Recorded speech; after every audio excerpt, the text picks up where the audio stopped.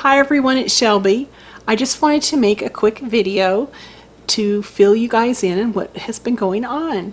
I haven't been doing very much vlogging on YouTube the past week or so because I have this recurring shoulder injury that it seems like it flares up like every year or two, and it had showed its ugly head last week. Let me tell you. I thought I was gonna die. Oh my goodness, it was so painful. When I went to the doctor, they put me on some pain medication and muscle relaxants and 5 days of high dosage of steroids. That's why my face is still like really puffy. They said it might take a few days to kind of go down and get back to normal. And also some anti-inflammatory medication. So anyway, I was on bed rest pretty much for the whole week. And the good news is my shoulder's pretty much back to normal. My doctor does want me to do 6 weeks of physical therapy, 3 days a week. So I'm going to start that next week. And that is why I have been MIA. Because I've been in the bed in a drug-induced coma. That's what it felt like, you guys. I don't even like take any kind of medication, and that was just like, oh my goodness. But today is a new day, and I feel pretty good today. Ken is already off. He went to do his volunteer work, and the first thing I wanted to do was wash my sheets. Y'all know I'm a clean sheet freak. It is one of my favorite things. I just love getting into the bed at night and just, clean sheets. So I have the sheets in the washer and dryer right now.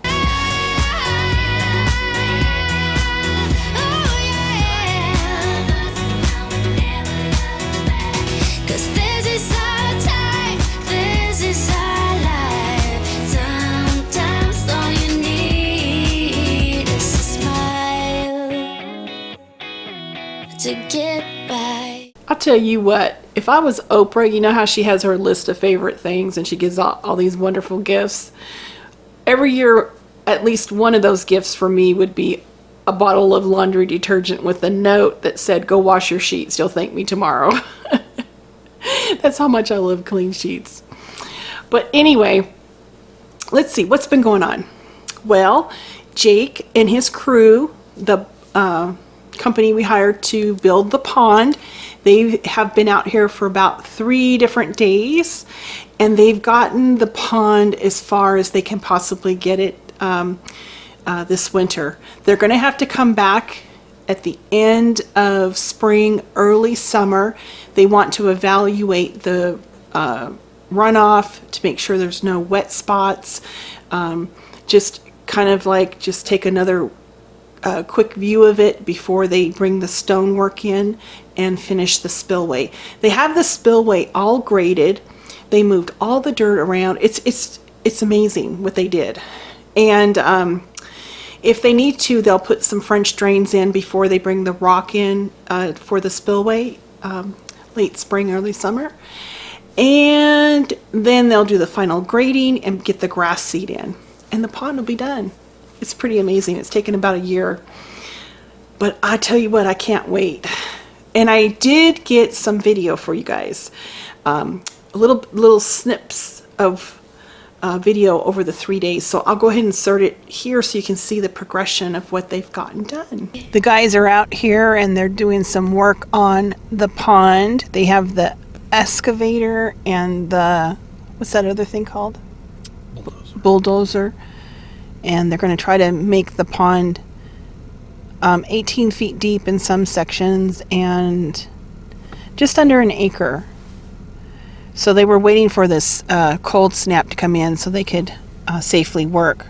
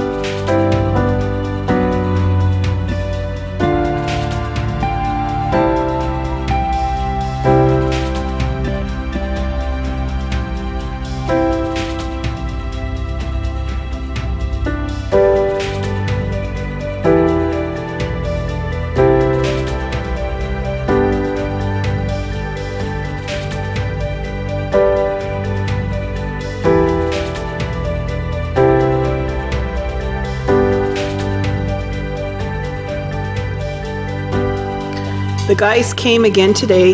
They did more work on grading the pond. We have a little bit of topsoil here that we're going to put into the garden. They did a lot of grading on the far side and the back side. So the plan is to let this dry out until late spring, early summer. They'll come back and do the final grading, and then we can plant grass seed around it, and the pond will be complete. Doesn't that look good? I mean, I can see it in my mind, like the snow gone and the grass there, and maybe Ken can build a little dock, so you can go fishing, get it stocked with rainbow trout. I mean, I can already visualize it in my head, but it's almost done, you guys. How wonderful is that? Anyway, there's that little pile of dirt to the side of the pond, and it's actually topsoil. So when the weather gets a little bit better, Ken's going to move that topsoil into the garden. And then our neighbor who owns the dairy farm, he's going to bring me a big old dump truck full of composted manure. I'm telling you, I'm just a simple girl. Clean sheets, composted manures. That's what makes me happy. And put that in the garden, and then Ken will till it all up, and then I'll be ready to plant this year. I am excited because this garden has been in the works for a couple years, and this will be the first year I get to plant. So we have that going on. That's probably the one thing I'm most excited about. We also will be able to plant another 3 rows of trees. Like, I think there's going to be 23 more trees. We were just waiting for them to finish the grading on the pond and then get that topsoil moved out of the way. That's where the extra trees are going to go for the orchard. And although we don't really need that many fruit trees for our family, we have done it with the idea that the abundance of fruit that we produce, we can give to the food pantry here in town, and we can also give it to the local church that helps with the food ministry. They have a distribution center here in town. They really identify people who are in need. A lot of elderly people who live on fixed income, as well as families. And we have worked in the food ministry almost the entire part of our married life, and it's been our experience that the people that tap into the food pantries for assistance are very hardworking people, and they've just hit a little glitch, and we want to support that. It's one of our near and dear to our heart. And we had the opportunity, you guys, to sponsor a child. They have 40 children in the region here, the entire region. They have identified that need a little extra help throughout the whole year. You can sponsor them through the school year, or you could do it for the whole year. And when I brought it to Ken's attention, he was like, well, kids eat the whole year. So I was really glad he was so generous in wanting to sponsor a child for a whole year. But he kind of shared with me when he was young, his mom was a single mom, and she kind of struggled quite a bit to make ends meet many times. And so for him, it's just like a full circle moment where he can give back. And I'm just so happy. It truly makes me so happy to be part of the food ministry program. And if this shoulder can get completely mended and I get a clear note from the doctor, I hope within the next 2 months to be down there and do some of the food packing the day before the distribution each month. That would be wonderful. That's my goal. So I'm really excited to be, starting to do some of the volunteer work that is near and dear to my heart. And so I got to get the shoulder healed and then onward. But in the meantime, we're able to, sponsor a kid. I'm really happy with that. And they keep it confidential. I mean, I'm not telling you guys, to toot my own horn. I just want to share what's going on. They keep it confidential so that the child doesn't even know, who in the community has helped out. And I like that. All right, let me think. I made a list because I'm kind of like just trying to think of all the things that's going on. Oh my gosh. Okay. As far as my chores this week, as far as my chores this week, I think I'm just going to let the house just kind of like go. And I'm going to do what I can. I've already, early this morning when I got up, I couldn't sleep. I did half the kitchen. I did the countertops, the cooktop, the hood, and all the stainless steel in the center island, and the bake center. So about at least half of the kitchen, probably 2/3 of the kitchen, I got completely detail cleaned. But I kind of thought, you know what, I better break this up and maybe tomorrow finish the rest of it. So with the kitchen being clean, the kids cleaned their bathrooms, and Ken cleaned the other 2 bathrooms this weekend. I just feel like I can just let it slide till next week, when I'm feeling a little better. So that's kind of my plan as far as housework. I don't know. They're just going to have to suffer this week.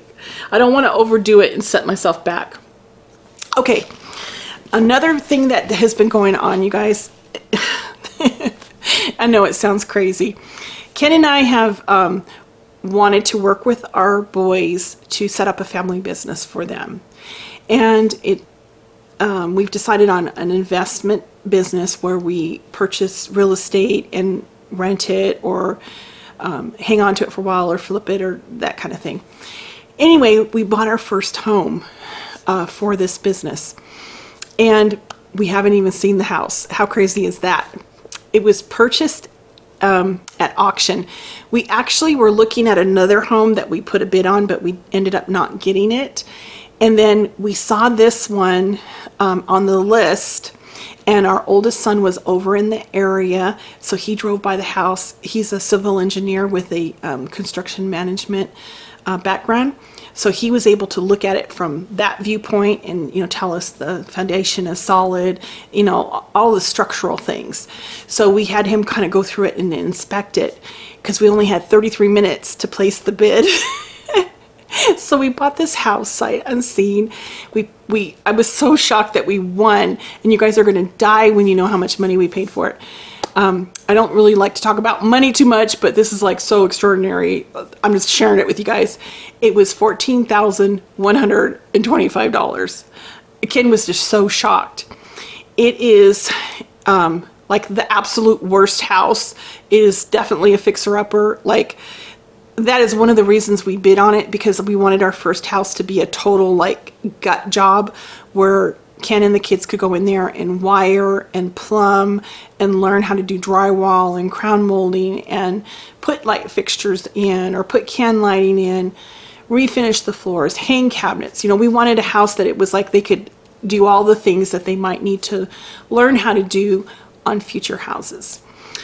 So this one definitely fits that bill, because it's a fixer-upper. And so our plan was to get the worst house in the best neighborhood. And the neighborhood is so cute, you guys. It's a park in the middle of town, probably about 30 minutes from here, 35 minutes from here. And all the houses around the park are just adorable. It is just like the perfect location. They're all single family homes, except the home that we purchased is a home that has been broken down into 4 one-bedroom, one-bathroom apartments. It's within walking distance to shops, right around the corners of Main Street. It is perfect. It's going to take us, I don't know, probably a year to do all the work, because we're just going to take our time and,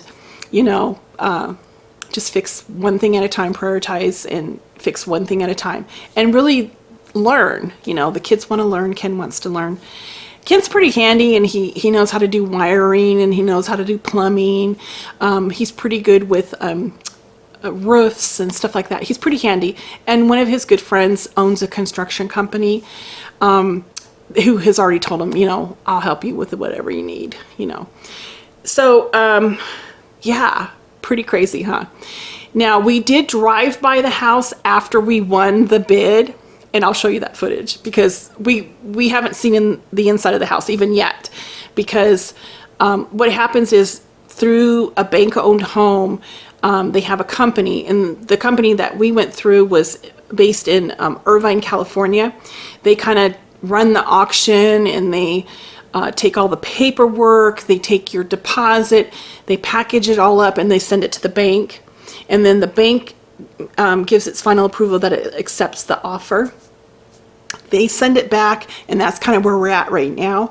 So basically, we're just waiting for them to contact us so we can wire the rest of the money, and then they'll record it and it'll close, and then we'll take possession. They have a company that has been maintaining the home, so we'll have to coordinate with them after it closes to go pick up the keys so we can go see what we bought. Crazy. But yeah, I'm just excited. It's like the beginnings of the kids' business that they've been talking about for several years. So that was pretty exciting.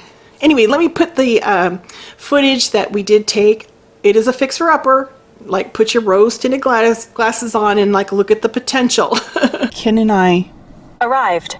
bought this house sight unseen.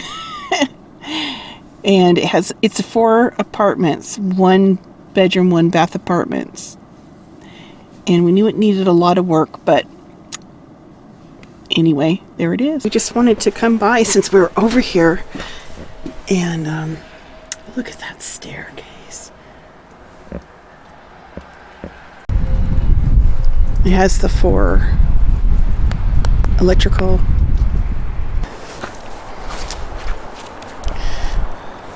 It's a pretty big property and has enough for, parking in the back.